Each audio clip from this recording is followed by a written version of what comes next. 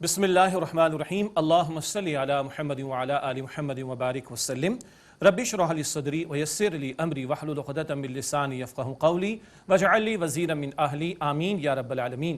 ناظرین کرام السلام علیکم ورحمۃ اللہ وبرکاتہ۔ پروگرام ہے دورہ ترجمہ قرآن حکیم کا ترجمہ مختصر تشریح کے ساتھ ہم سمجھنے کی کوشش کر رہے ہیں۔ سورۃ البقرہ کا مطالعہ جاری ہے اور بہت اہم رکوع اس وقت ہمارے زیر مطالعہ ہے سورۃ البقرہ کا رکوع نمبر 23۔ یہاں ماہ رمضان کا ذکر، ماہ رمضان کے فرض روزوں کا بیان اور دیگر امور جو ماہ رمضان سے متعلق ہیں ان کا ذکر ہو رہا ہے۔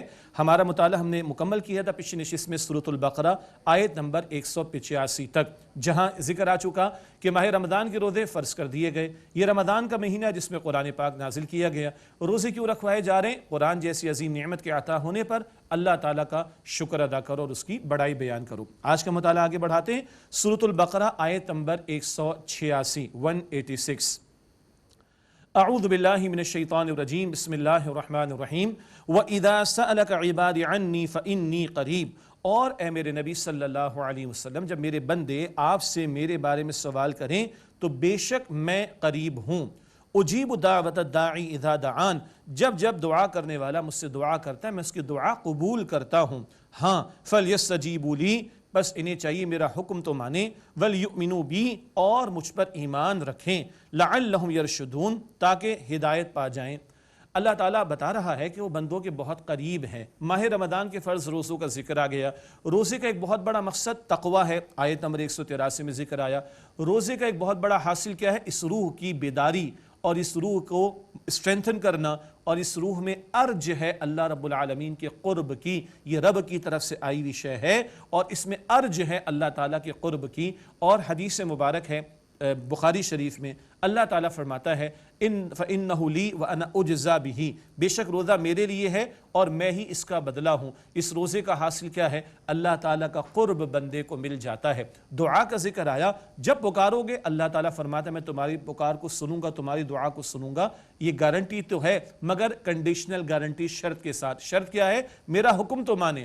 آج حالت یہ ہے اللہ کے احکامات کی خلاف ورزی ہو رہی ہو، حرام خوری کی جا رہی ہو، سود کے دھندے بھی جاری ہوں، بے حیائی کا طوفان بھی مچایا جا رہا ہو، شریعت کے بہت سارے احکامات کی خلاف ورزی کی جا رہی ہو، اور پھر لوگ شکوہ کرتے کہ ہماری دعائیں قبول کیوں نہیں ہوتی۔ حرمین شریفین میں دعائیں ہو رہی ہیں، دنیا بھر میں دعائیں ہو رہی ہیں مسلمانوں کے مسائل کے بارے میں، لیکن دل سے پوچھئے کیا قبول ہو رہی ہیں؟ کیا وجہ ہے؟ اللہ کی ماننے کو تیار نہیں۔ آیت نمبر 152 میں ذکر آیا فَاذْكُرُونِي أَذْكُرْكُمْ، تم میرا ذکر کرو میں تمہیں یاد رکھوں گا۔ یا اللہ فرما رہے تم میری مانو میں تمہاری مانوں گا۔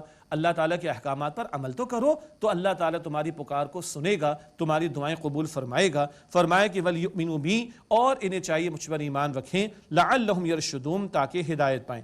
ماہ رمضان سے متعلق کچھ مسائل کا ذکر آ رہا ہے، خاص طور پر ماہ رمضان کی راتوں کے بارے میں، روزے کی راتوں کے بارے میں ایک مسئلہ بیان ہو رہا ہے۔ أُحِلَّ لَكُمْ لَيْلَةَ الصِّيَامِ الرَّفَثُ إِلَى نِسَائِكُمْ، تمہارے لیے حلال کر دیا گیا ہے روزے کی رات میں اپنی بیویوں کے پاس جانا۔ بنی اسرائیل کے روزے میں بڑی ایک سختی تھی، وہ تعلق قائم نہیں کر سکتے تھے۔ نبی مکرم علیہ السلام کی امت میں اس کی گنجائش عطا کی گئی، اس کی طرف اشارہ۔ روزے کی حالت میں تو زوجین کا تعلق قائم کرنا جائز نہیں ہے، لیکن روزے کی رات میں قائم کیا جا سکتا ہے، یہ تعلق اس کی حلال ہونے کا ذکر ہے۔ ہن لباس لکم وانتم لباس لہن، وہ بیویاں تم مردوں کے لیے لباس ہیں اور تم مرد ان بیویوں کے لیے لباس ہو۔ اللہ اکبر! ایک دجالی تہذیب ہے جو نکاح کے بندھن کو ختم کرنا چاہتی ہے اور مرد اور عورت کو ایسا آزاد کرنا چاہتی ہے کہ وہ حیوانی سطح پر زندگی بسر کرے، معاذ اللہ۔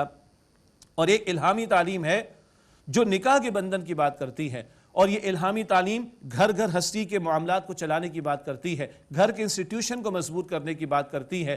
دنیا کی بڑے بڑے ممالک کے صدور ان کو کہنا پڑتا ہے خدا کے واسطے نکاح کرو، ہاں اپنے بڑے بڑے ایڈریسز میں ان کو کہنا پڑتا ہے نکاح کرو، وہ اسپیس وار کے لیے تیار ہیں، اور نیچے گراؤنڈ ریالٹی یہ ہے کہ گھر برباد ہو چکے۔ اللہ کا دین کیا پیاری بات بیان فرما رہا ہے، بیویاں شوہروں کے لیے، شوہر بیویوں کے لیے لباس۔ اتنا قرب، کہ جیسے یہ کپڑا میرے ہاتھ کے ساتھ لگا ہوا ہے، ہمارا لباس ہمارے جسم کے ساتھ ملا ہوا ہے، اتنا قرب اللہ تعالیٰ شوہر اور بیوی میں دیکھنا چاہتا ہے۔ اس سے پیارا کوئی جملہ نہیں ہو سکتا، اس سے پیارا کوئی لفظ نہیں ہو سکتا شوہر اور بیوی کے قرب کو بیان کرنے کے اعتبار سے۔ ہاں، لباس ہماری زینت کا اظہار بھی، لباس ہمارے عیوب کو چھپا دیتا ہے، کہیں دھبا کہیں کٹ لگا ہے تو لباس پہن لیا چھپ جاتا ہے نا، لباس راحت بھی فراہم کرتا ہے۔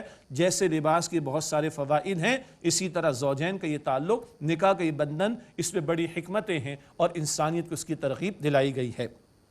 فرمایا علم اللہ انکم کنتم تختانون انفسکم فتاب علیکم وعفا عنکم، اللہ تعالیٰ کے علم میں تھا کہ تم اپنے آپ سے کچھ خیانت کا معاملہ کرتے تھے، بس اللہ تعالیٰ نے تمہیں معاف فرما دیا اور تم سے درگزر فرمائی۔ کیا مطلب؟ ایک خیال تھا کہ بنی اسرائیل میں تو منع تھا، یہود کو تو منع تھا روزے کی رات میں زوجین کا تعلق قائم کرنا، پتہ نہیں ہمیں منع تو نہیں ہے، اس شک کے ساتھ کچھ لوگ یہ تعلق قائم کر رہے تھے، اللہ تعالیٰ فرمانے معاف کر دیا گیا اور روزے کی رات میں اس امت کے لیے زوجین کا تعلق قائم کرنا حلال کیا گیا ہے۔ فرمایا فالآن باشرہن، پس تم ان سے صحبت اختیار کرو، وابتغوا ما کتب اللہ لکم، اور جو اللہ تعالیٰ نے تمہارے لیے طے فرما دیا اسے طلب کرو۔ اشارہ ہے اولاد کے حصول کی طرف۔ نکاح کے ذریعے جہاں زوجین کے لیے تسکین کا سامان ہوتا ہے، وہیں ایک بہت بڑا مقصد اولاد کا حصول بھی ہے، تاکہ نسل انسانی کا قافلہ آگے بڑھتا چلا جائے۔ یہ اللہ کا دین نکاح کی ترغیب دلاتا ہے، اولاد کا حصول ہوگا، گھر گھر ہستی کے معاملات چلیں گے، ورنہ دنیا کے بعض ممالک کا حال یہ مثلا جاپان اور فرانس وغیرہ، بوڑھے بہت ہیں، جوان کم پڑ گئے، کیوں؟ نکاح کا انسٹیٹیوشن ختم ہو رہا ہے، اور آج دنیا ہمیں پڑھا رہی ہے سبق کہ بچے دو ہی اچھے، انا للہ و انا الیہ راجعون۔ اللہ کی کتاب بتاتی نکاح بھی کرو اور اولاد کا حصول بھی ہو، اس کی ترغیب دلائی گئی۔ اس کے بعد روزے کے تعلق سے ایک اور نقطہ بیان کیا جا رہا ہے جس کو ہم سحری کا معاملہ کہتے ہیں۔ فرمایا وَكُلُوا وَاشْرَبُوا حَتَّى يَتَبَيَّنَ لَكُمُ الْخَيْطُ الْأَبْيَضُ مِنَ الْخَيْطِ الْأَسْوَدِ مِنَ الْفَجْرِ، اور تم کھاؤ اور پیو یہاں تک کہ واضح ہو جائے تمہارے لیے فجر کی سفید دھاری رات کی سیاہ دھاری سے۔ اس کو سادہ الفاظ میں صبح صادق کہتے ہیں۔ کھاؤ پیو کوئی حرج کی بات نہیں ہے۔ سحری کے بارے میں اللہ کے نبی صلی اللہ علیہ وسلم نے ارشاد فرمایا السحور برکہ، سحری میں برکت ہے۔ بعض لوگ بس نیت کر کے سوئی جاتے ہیں اور کچھ کھاتے پیتے نہیں ہیں، نہیں، قیام اٹھنا چاہیے، سحری کا اہتمام کرنا چاہیے، اور رات کے آخری حصے میں دعا بھی اللہ تعالیٰ سے کرنی چاہیے، اللہ تعالیٰ استغفار کا اہتمام کرنا چاہیے۔ خیر، سحری کی تعلیم دی جا رہی ہے کہ تمہارے لیے فجر کی سفید دھاری رات کی سیاہ دھاری سے علیحدہ ہو جائے، اس وقت تک کھا پی سکتے ہو، یعنی صبح صادق کا وقت، جیسے وہ وقت ہو جائے اب یہ کھانا پینا بند۔ ثم اتموا الصیام الی اللیل، پھر تم رات تک روزے کو پورا کر لو۔ رات سے ہاں مراد غروب آفتاب کا معاملہ، جس کے بعد رات شروع ہو جاتی ہے، اور جیسے غروب آفتاب ہو جائے روزے کا اہتمام اس کو کھولنے کا کر لینا چاہیے۔ حدیث مبارک میں آتا ہے کہ جب تک امت وقت پر افطار کرے گی، ویسے تو ترجمہ ہے الفاظ کا جلدی سے مراد پہلے نہیں ہے، وقت پر افطار کرے گی انشاءاللہ تعالی امت برکت پر رہے گی۔ تو یہ سحری کا تذکرہ بھی آ گیا، افطار کا تذکرہ بھی آ گیا۔ احادیث مبارکہ سے معلوم ہوتا ہے افطار کے وقت بھی دعائیں قبول ہوتی ہیں، سحری کے وقت بھی دعائیں قبول ہوتی ہیں۔ ان اوقات کو قیمتی بنانے کی ضرورت ہے، فضولیات میں ضائع نہیں کرنا چاہیے۔ ہاں، کچھ مجالس تو ہیں جو باقاعدہ فزیکلی مجالس ہوتی ہیں، خیر کی، دروس کی، الحمدللہ، اور کچھ لوگ میڈیا کو استعمال کرتے ہیں خیر کے کچھ کاموں کے لیے۔ ہم قائل ہیں خیر کی حد تک، لیکن جتنا اس کے اندر فضولیات کا معاملہ اور غلط قسم کی چیزیں اور گناہ کے کام شامل کر دیے گئے، ان سے اللہ تعالیٰ مجھے آپ کو ہم سب کو اجتناب کرنے کی توفیق دے اور ان اوقات کو بھی قیمتی بنانے کی توفیق عطا فرمائے۔ ایک اور مسئلہ وَلَا تُبَاشِرُوهُنَّ وَأَنْتُمْ عَاكِفُونَ فِي الْمَسَاجِدِ، اور ان سے صحبت نہ کرو جبکہ تم اعتکاف کرنے والے ہو مساجد میں۔ رمضان میں روزے کی راتوں میں تو تعلق قائم کرنا زوجین کا حلال، لیکن حالت اعتکاف میں آ گئے ہو تو اب یہ تعلق قائم نہیں کیا جا سکتا۔ یہ ہے وہ رکوع 23 رکوع البقرہ کا، ماہ رمضان سے متعلق جو کچھ اسی ایک رکوع میں اللہ تعالیٰ نے عطا فرما دیا۔ اور اعتکاف نبی مکرم علیہ السلام کی سنت رہی، آپ صلی اللہ علیہ وآلہ وسلم ماہ رمضان کے آخری عشرے کا اعتکاف فرماتے۔ ایک سال نہ کر سکے غزوہ وغیرہ کی وجہ سے تو اگلے سال آپ صلی اللہ علیہ وسلم نے 20 دن کا اعتکاف بھی فرمایا۔ جن کے لیے سہولت ہو اعتکاف کا اہتمام انہیں کرنا چاہیے، اللہ تعالیٰ توفیق عطا فرمائے۔ ارشاد ہوا تلک حدود اللہ فلا تقربوها، یہ اللہ تعالیٰ کی حدود ہیں پس ان کے قریب بھی نہ جاؤ۔ یعنی یہ جو اللہ تعالیٰ حلال حرام کے فیصلے عطا فرما رہے یہ بھی حدود ہیں۔ عام ایک تصور ہے کہ حدود کا لفظ شرعی اصطلاح میں صرف سزاؤں کے استعمال ہوتے ہیں، یہ بات بھی ٹھیک ہے، لیکن یہاں دیکھیے احکامات کا بیان آیا، سحری کے بارے میں، افطار کے بارے میں، اعتکاف کے بارے میں، عورتوں سے صحبت کرنے کے بارے میں، ان کے بارے میں فرمایا تلک حدود اللہ فلا تقربوها، یہ اللہ تعالیٰ کی حدود ہیں پس ان کے قریب بھی نہ جاؤ۔ انگلش میں کہتے ہیں نا keep at a safe distance, کتنا سوشل ڈسٹینسنگ اختیار کی گئی کووڈ کے معاملے میں، تو حرام سے بھی ڈسٹینس پہ رہنا چاہیے، اور جہاں اللہ تعالیٰ نے باؤنڈری سیٹ کر دی تو تھوڑا پیچھے رہو، ورنہ قریب جاؤ گے تو کہیں حرام میں مبتلا نہ ہو جاؤ۔ كَذَلِكَ يُبَيِّنُ اللَّهُ آيَاتِهِ لِلنَّاسِ لَعَلَّهُمْ يَتَّقُونَ، اسی طرح اللہ تعالیٰ لوگوں کے لیے اپنے احکام کو واضح فرماتا ہے تاکہ وہ تقوی اختیار کرنے والے ہو جائیں۔ وَلَا تَأْكُلُوا أَمْوَالَكُمْ بَيْنَكُمْ بِالْبَاطِلِ، اور اپنے مال آپس میں باطل یعنی ناحق طریقے پر نہ کھاؤ۔ مال تو بندہ دوسرے کا کھاتا ہے، لیکن اللہ تعالیٰ کا دین اہل ایمان کو آپس میں بھائی بھائی قرار دیتا ہے۔ کسی دوسرے کا مال ہڑپ کر رہے ہو، اپنا مال ہڑپ کرو، کسی دوسرے کو دھوکہ دے رہے ہو، اپنے آپ کو دھوکہ دے رہے ہو، کسی دوسرے کا نقصان کر رہے ہو، اپنا نقصان کر رہے ہو۔ فرمایا وَلَا تَأْكُلُوا أَمْوَالَكُمْ بَيْنَكُمْ بِالْبَاطِلِ، اور اپنے مال آپس میں باطل یعنی ناحق طریقے پر نہ کھاؤ، حرام مال سے روکا جا رہا ہے۔ وَتُدْلُوا بِهَا إِلَى الْحُكَّامِ لِتَأْكُلُوا فَرِيقًا مِنْ أَمْوَالِ النَّاسِ بِالْإِثْمِ وَأَنْتُمْ تَعْلَمُونَ، اور نہ اس مال کو حاکموں تک بطور رشوت پہنچاؤ کہ تم لوگوں کے مال میں سے کوئی حصہ جانتے بوجھتے گناہ کے طور پر ہڑپ کر جاؤ۔ یہ بتایا جا رہا ہے مال حرام سے بچو اور رشوت حکام بالا تک پہنچا کر لوگوں کا مال ہڑپ نہ کرو، فلاں ڈپارٹمنٹ کے لوگوں کو پیسہ کھلا کر فلاں کی زمین پر قبضہ، فلاں کی پلاٹ پر قبضہ، فلاں کی جائیداد پر قبضہ، یہ تو معروف بات ہے نا ہمارے ہاں، یہ حرام ہے، اللہ اکبر، یہ قبضوں کی جائیدادیں اور یہ ہڑپ کر جانا اس طریقے پر یہ حرام کیا گیا ہمارے دین میں۔ اور یہ سارا بیان کس تسلسل میں آ رہا ہے؟ ماہ رمضان کے روزوں کے بیان کے ذیل میں۔ روزے کا مقصد کیا بیان ہوا تھا؟ البقرہ آیت نمبر 183 میں ہم نے پڑھا لعلکم تتقون، تاکہ تم میں تقوی پیدا ہو۔ تقوی خوف خدا کو بھی کہتے ہیں، تقوی گناہوں سے بچنے کو بھی کہتے ہیں۔ روزے میں حلال کو چھوڑ رہے، حرام کو چھوڑنے والے بن رہے کہ نہیں؟ یہ تقاضا آ رہا ہے حرام کو چھوڑو، گناہ کو چھوڑو، نافرمانی کو چھوڑو، ورنہ یہ کیا بات کہ روزہ رکھ کر حلال چیزیں چھوڑ دی جائیں اور حرام کو نہ چھوڑا جا رہا ہو۔ تو نبی اکرم صلی اللہ علیہ وسلم نے فرمایا کتنے روزے دار ایسے جن کو بھوک اور پیاس کے سوا کچھ حاصل نہیں ہوتا، اور آپ نے فرمایا کہ جس نے روزہ رکھ کر بھی جھوٹ بولنا اور جھوٹی باتوں پر عمل کرنا ترک نہ کیا، اللہ تعالیٰ کو ایسے بندے کی کوئی حاجت نہیں کہ یہ بھوکا رہے اور پیاسا رہے۔ تو روزہ رکھ کر روزے کی حفاظت کرنی ہے اور مال حرام سے اپنے آپ کو بچانا ہے۔ تقوی کا لٹمس ٹیسٹ کیا ہے؟ یہ نہیں کہ ظاہر کے اندر کچھ نظر آ جائے گا، سر میں کچھ نکل آئے گا، نہ کوئی اڑتا ہوا ہوا میں نظر آ جائے گا، نہیں، تقوی کا لٹمس ٹیسٹ ہے حرام سے اپنے آپ کو بچانا، جو کہ اس آیت کریمہ میں بیان کیا گیا۔ اگلا رکوع ہے 24واں رکوع سورۃ البقرہ کا، قتال کا ذکر بھی آئے گا اور انفاق کا ذکر بھی آئے گا۔ یہ بات ہم نے پہلے آپ کی خدمت میں پیش کی ہے کہ یہ جو مضامین ہم پڑھ رہے ہیں امت مسلمہ سے خطاب ہے، نبی اکرم صلی اللہ علیہ وسلم کی امت سے۔ رکوع نمبر 19 سے سلسلہ شروع ہوا، 4 بڑے موضوعات ہمارے سامنے مستقل آ رہے ہیں: عبادات، نمبر 2 معاملات، نمبر 3 انفاق، اور نمبر 4 قتال فی سبیل اللہ۔ اور درمیان میں 5 بڑی خوبصورت طویل آیات ہیں، 2 کا مطالعہ ہم کر چکے ہیں اور مزید 3 آیات طویل آنے والی ہیں، ان کا ذکر بعد میں آپ کے سامنے رکھیں گے۔ اب حج کے تعلق سے ایک نقطہ آ رہا ہے، یسألونک عن الاہلہ، اے نبی صلی اللہ علیہ وآلہ وسلم آپ سے نئے چاند کے بارے میں سوال کرتے ہیں۔ قل ہی مواقیت للناس والحج، آپ فرما دیجیے کہ یہ لوگوں کے لیے اور حج کے لیے پیمانۂ اوقات ہیں، لوگوں کے معاملات کے اعتبار سے بھی اور حج کے معاملات طے کرنے کے اعتبار سے بھی یہ کیا ہے؟ چاند کا معاملہ یہ طے کیا گیا۔ ایک ہم شمسی کیلنڈر استعمال کرتے اور ایک ہم قمری کیلنڈر استعمال کرتے۔ شمسی کیلنڈر جین ٹو دسمبر بالکل ٹھیک ہے، کوئی حرج کی بات نہیں، لیکن قمری کیلنڈر کی بھی اہمیت ہے، ہجری کیلنڈر کی بھی اہمیت ہے، اور اس اعتبار سے تاریخ کی بڑی اہمیت ہے، اور ہمارے دین کے بہت سارے احکامات کا تعلق جو ہے وہ قمری تاریخ سے، رمضان کا آغاز، رمضان کا اختتام، عید الفطر کا تعین، حج کے ایام کا تعین، عید الاضحیٰ کا تعین، زکوٰۃ کا سال اس کا تعین، اسی طرح عدت کی مدت کے حوالے سے قمری تاریخ کو دیکھا جائے گا۔ بہت سارے احکامات ہیں جو قمری تاریخ کے اعتبار سے طے ہوتے، تو یہاں پر حج کے پیمانے اوقات کا ذکر بھی ہے اور لوگوں کے لیے بھی یہ نئے چاند کا معاملہ یعنی کہ کیلنڈر کا ایک باعث بنتا ہے۔ اس کے بعد ایک بری رسم تھی ان میں کہ اگر گھر سے کوئی احرام باندھ کر نکل جاتا اور اس کو کچھ یاد آتا تو وہ گھر میں دروازے سے داخل نہ ہوتا، وہ پچھواڑ سے پیچھے سے کہیں پھلانگ کر اندر آتا۔ عجیب بات ہی، من چاہی بات کو اختیار کر رکھا۔ اس رسم بد کا نفی کرنے کا معاملہ بیان کیا جا رہا ہے۔ عجیب تو بات لگ رہی ہے نا، دماغ خراب ہوتا ہے تو لوگ اوٹ پٹانگ قسم کی حرکتیں کرتے اور سمجھتے ہیں نیکی کا کام ہے۔ نیکی ہماری دماغ سے اختراع کی ہوئی، ایجاد کی ہوئی شے کا نام نہیں ہے۔ نیکی وہ ہے جس کو اللہ اور اس کے رسول علیہ السلام کی تعلیم نیکی بتائیں۔ فرمایا وَلَيْسَ الْبِرُّ بِأَن تَأْتُوا الْبُيُوتَ مِنْ ظُهُورِهَا، اور نیکی یہ نہیں کہ تم گھروں میں آؤ ان کی پشت کی جانب سے، وَلَكِنَّ الْبِرَّ مَنِ اتَّقَىٰ، بلکہ نیکی تو اس کی ہے جس نے تقوی کی روش اختیار کی۔ طویل آیت، آیت البر، نیکی کی حقیقت والی آیت، آیت نمبر 177 میں تفصیل آ چکی ہے۔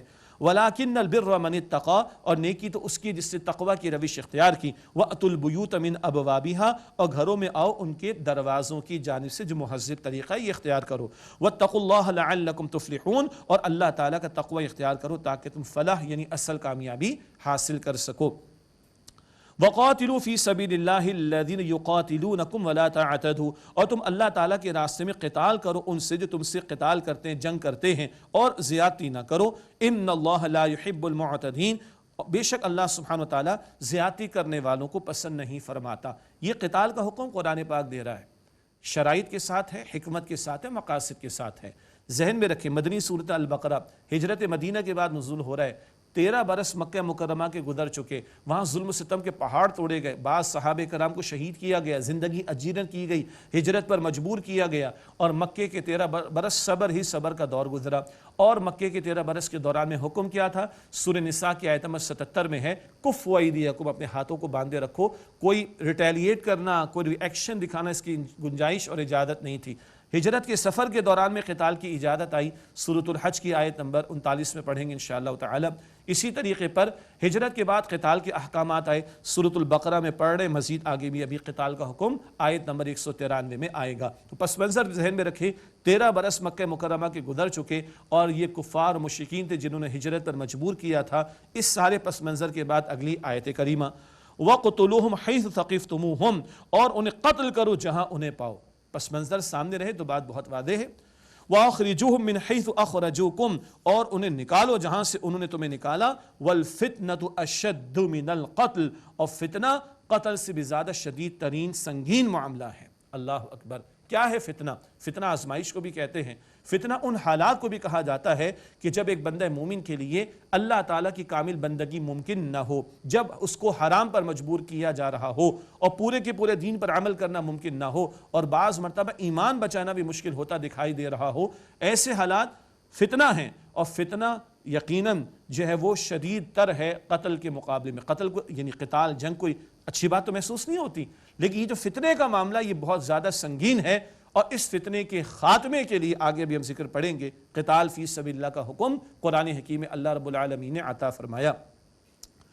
وَلَا تُقَاتِلُوهُمْ عِنْدَ الْمَسْجِدِ الْحَرَامِ حَتَّى يُقَاتِلُوكُمْ فِيهِ، اور ان سے مسجد حرام کے پاس قتال نہ کرو یہاں تک کہ وہ تم سے لڑے۔ یہ حرمت بیان کی جا رہی ہے، حدود حرم ہے، اس کی حرمت کو اللہ تعالیٰ نے بیان فرمایا، وہاں قتال نہ کرنا۔ لیکن اگر یہ لوگ خود تمہیں جنگ کرنے پر مجبور کریں تو پھر اللہ تعالیٰ نے گنجائش عطا فرمائی۔ فَإِن قَاتَلُوكُمْ فَاقْتُلُوهُمْ، پس اگر وہ تم سے جنگ کرے تو تم بھی ان سے قتال کرو، لڑو۔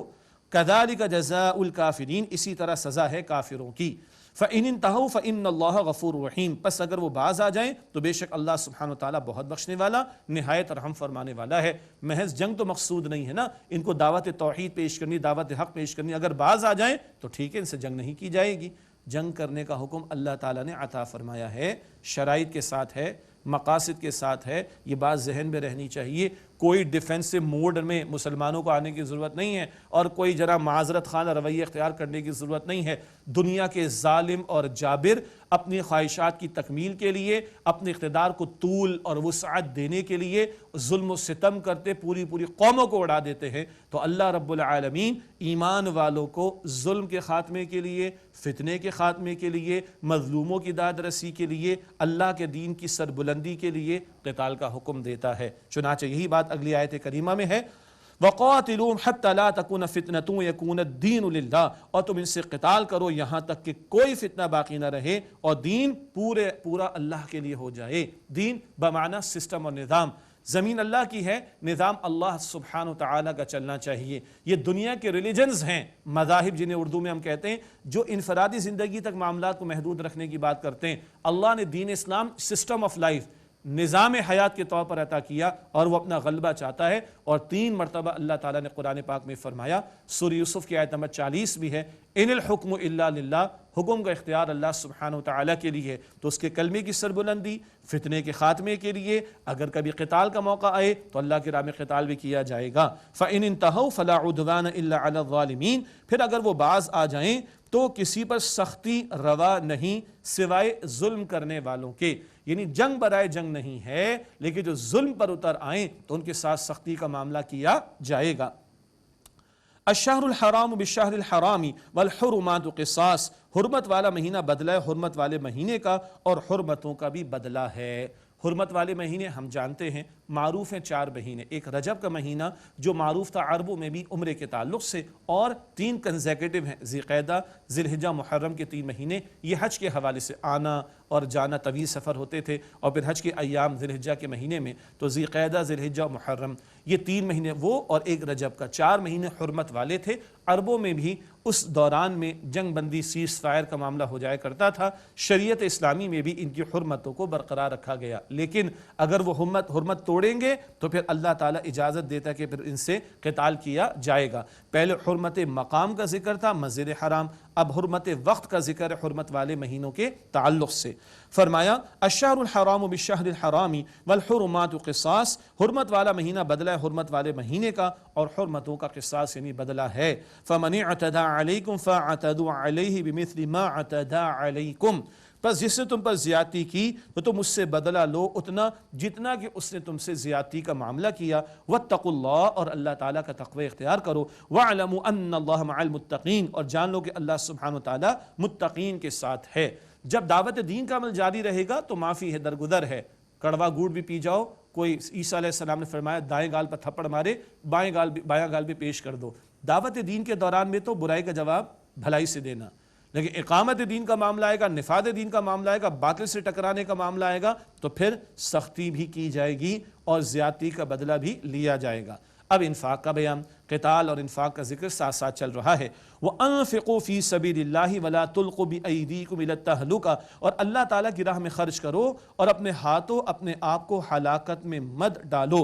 وَأَحْسِنُوا، اور عمدگی کے ساتھ نیک عمل کرو۔ إِنَّ اللَّهَ يُحِبُّ الْمُحْسِنِينَ، بے شک اللہ سبحانہ وتعالیٰ عمدگی کے ساتھ نیک عمل کرنے والوں کو پسند فرماتا ہے۔ انفاق کا حکم دیا جا رہا ہے، کبھی اللہ کے دین کے غلبے کے لیے مال خرچ کرنا، کبھی دعوت دین کے لیے مال خرچ کرنا، کبھی غلبہ دین کی جد و جہد میں قتال کا مرحلہ ہے تو مال خرچ کرنا، ان سارے پہلوؤں کے اعتبار سے خرچ کرنے اور انفاق کرنے کا تقاضا کیا جا رہا ہے۔ اور بتایا جا رہا ہے کہ تم یہ نہیں کرو گے اپنے آپ کو ہلاکت میں ڈالو گے۔ باطل اگر غالب آ جائے تو تمہارا عقیدہ محفوظ نہیں رہے گا، باطل اگر غالب آ جائے تم پورے دین پر عمل نہیں کر سکتے۔ اس سے بڑھ کر بربادی کا معاملہ کیا ہو سکتا ہے، اس سے بڑھ کر ایمرجنسی اور کیا ہو سکتی ہے؟ تو اس سے بچنے کے لیے اللہ کی راہ میں خرچ کرو، وَأَحْسِنُوا، اور عمدگی کے ساتھ نیک عمل کرو۔ إِنَّ اللَّهَ يُحِبُّ الْمُحْسِنِينَ، بے شک اللہ سبحانہ وتعالی عمدگی کے ساتھ عمل کرنے والوں کو پسند فرماتا ہے۔ وَأَتِمُّ الْحَجَّ وَالْعُمْرَةَ لِلَّهِ، اور پورا کرو حج اور عمرے کو اللہ تعالیٰ کے لیے۔ اللہ تعالیٰ کے لیے عمرہ ادا کرنا چاہیے، اللہ تعالیٰ کے لیے حج ادا کرنا چاہیے۔ بعض لوگوں کو بڑا شوق ہوتا ہے حاجی صاحب کہلوانے کا، اور جناب گھر کے بعد تختیاں بھی لگوائی جاتی، کبھی نمازی لکھوایا گھر کے بعد، کبھی روزہ رکھنے والا لکھوایا، تو حاجی کے بارے میں اس طرح کیا ہمیں تصور آ گیا؟ حج کرو اللہ تعالیٰ کے لیے، عمرہ کرو بھائی اللہ تعالیٰ کے لیے، اخلاص نیت اللہ مجھے آپ کو ہم سب کو عطا فرمائے۔ اب کچھ خاص مسائل کا بیان۔ فَإِنْ أُحْصِرْتُمْ فَمَا اسْتَيْسَرَ مِنَ الْهَدْيِ، پھر اگر تم روک دیے جاؤ تو جو قربانی میسر آئے پیش کرو۔ حالت احرام میں قربانی کے بغیر احرام کھول نہیں سکتے۔ وَلَا تَحْلِقُوا رُؤُوسَكُمْ حَتَّى يَبْلُغَ الْهَدْيُ مَحِلَّهُ، اور اپنے سروں کو نہ منڈاؤ یہاں تک کہ قربانی اپنی جگہ پہنچ جائے۔ اس سے مراد حدود حرم، وہاں پہ قربانی کا پیش کیا جانا۔ اس میں تفصیل دم احصار کا بیان بھی آ رہا ہے، تفصیلی احکامات کے لیے تفاسیر کو اور فقہی کتب کو دیکھ لیجئے گا۔ فمن کان منکم مریضا او بہ اذی من رأسہ ففدیۃ من صیام، پھر جو کوئی تم میں سے بیمار ہو یا اس کے سر میں تکلیف ہو، مراد کیا ہے؟ اگر ایسا معاملہ کہ تمہیں کہیں روک دیا گیا اور تمہیں آگے جانے کی اجازت نہیں دی جا رہی اور قربانی حدود حرم میں پہنچے، پھر تم اپنے سروں کو منڈا سکتے ہو، اب اس کا انتظار کرنا پڑ رہا ہے، لیکن کسی کو بیماری پیش آ گئی، کسی کے سر میں کوئی تکلیف کا معاملہ پڑ گیا، کوئی جوئیں پڑ گئی، کچھ اور مشکل پیش آ گئی، تو گنجائش کیا بتائی جا رہی ہے؟ ففدیۃ من صیام، تو وہ بدلہ دے روزے سے۔ ایک حدیث مبارک میں ذکر آئے 3 روزے رکھنے ہوں گے فدیے کے طور پر، او صدقۃ، یا صدقہ پیش کرے 6 مسکینوں کو کھانا کھلانا، او نسک، یا قربانی پیش کرے، ایک بکری راہ خدا میں پیش کرے۔ یہ جو جلدی کسی کو اگر سر منڈانے کی نوبت پیش آ گئی تو یہ فدیہ دینا پڑے گا۔ فَإِذَا أَمِنْتُمْ، پھر جب تم امن میں ہو جاؤ، حالت امن عموم کا معاملہ، فَمَنْ تَمَتَّعَ بِالْعُمْرَةِ إِلَى الْحَجِّ فَمَا اسْتَيْسَرَ مِنَ الْهَدْيِ، تو جو فائدہ اٹھائے حج کے ساتھ عمرہ ملا کر، تو اسے جو قربانی میسر آئے پیش کر دے۔ عام حالات میں حج عمرے کو ملایا جاتا ہے، جس کو ہم لوگ حج تمتع کہتے ہیں، ایک قران بھی ہوتا ہے، ایک ہی سفر میں حج عمرہ ملا لیا تو شکرانے کے طور پر اللہ کی راہ میں دم یعنی قربانی پیش کرنا ہوگی۔ اب اگر کسی کے پاس وہ میسر نہ ہو تو اس کا حکم، فَمَن لَّمْ يَجِدْ فَصِيَامُ ثَلَاثَةِ أَيَّامٍ فِي الْحَجِّ وَسَبْعَةٍ إِذَا رَجَعْتُمْ، پھر جو یہ نہ پائے تو وہ روزے رکھ لے 3 دن کے حج کے ایام میں، 9 ذی الحجہ عرفہ تک 3 روزے ہو جائیں گے، وَسَبْعَةٍ إِذَا رَجَعْتُمْ، اور 7 روزے جب کہ تم واپس آ جاؤ، تِلْكَ عَشَرَةٌ کاملہ، یہ 10 پورے ہو گئے، یعنی جس کے پاس قربانی پیش کرنے کی وسعت نہیں، 3 روزے وہاں 7 بعد میں رکھ لے، یہ باہر والوں کے لیے، حدود حرم والوں کے لیے نہیں۔ ذَلِكَ لِمَن لَّمْ يَكُنْ أَهْلُ هَذِهِ الْمَسْجِدِ الْحَرَامِ، یہ اس کے لیے جس کے گھر والے مسجد حرام کے پاس موجود نہ ہوں، وہاں رہنے والا تو افراد کرے گا، جمع نہیں کر سکتا۔ وَاتَّقُوا اللَّهَ وَاعْلَمُوا أَنَّ اللَّهَ شَدِيدُ الْعِقَابِ، اور تم اللہ تعالیٰ سے ڈرو اور جان لو کہ اللہ تعالیٰ سخت عذاب دینے والا ہے۔ ان احکامات کی اگر پاسداری نہیں کی تو سزا ملے گی، اس حوالے سے بھی سینسٹیو رہنے کی تلقین کی جا رہی ہے۔ باقی فقہی احکامات تفاصیل میں دیکھے جا سکتے ہیں۔ ناظرین کرام، اسی کے ساتھ بیان مکمل ہوتا ہے، آئیے دعا کر لیتے ہیں مختصراً۔ بسم اللہ الرحمن الرحیم، اللہم صلی علی محمد وعلی آل محمد وبارک وسلم، ربنا تقبل منا انک انت السمیع العلیم وتب علینا انک انت التواب الرحیم۔ اے اللہ ان ساری محنتوں کو اپنی بارگاہ میں قبول فرما لے، یا اللہ ہم سب کی، ہمارے ماں باپ کی، ہمارے گھر والوں کی، تمام مسلمانوں کی مغفرت فرما، قرآن پاک سے تعلق کی مضبوطی کی توفیق دے، ہمارے صغیرہ کبیرہ تمام گناہوں کو بخش دے، اے اللہ ہمیں سچی توبہ کی توفیق عطا فرما دے، اے اللہ عفت والی پاکیزگی والی زندگی عطا فرما دے، اے اللہ ہم سب کے حساب کو آسان فرما دے، اے اللہ قیامت کی ذلت اور رسوائی سے بچا دے، اے اللہ روز قیامت نبی اکرم صلی اللہ علیہ وسلم کی شفاعت نصیب فرما دے، یا اللہ ہم سب کو جہنم سے آزاد فرما دے، یا اللہ ہم سب کو جنت الفردوس عطا فرما دے، یا اللہ ہم سب سے راضی ہو جا، یا اللہ ہم سب سے راضی ہو جا، یا اللہ ہم سب سے راضی ہو جا۔ وصلی اللہ علی النبی الکریم وعلی آلہ واصحابہ اجمعین برحمتک یا ارحم الراحمین۔ يا رحمن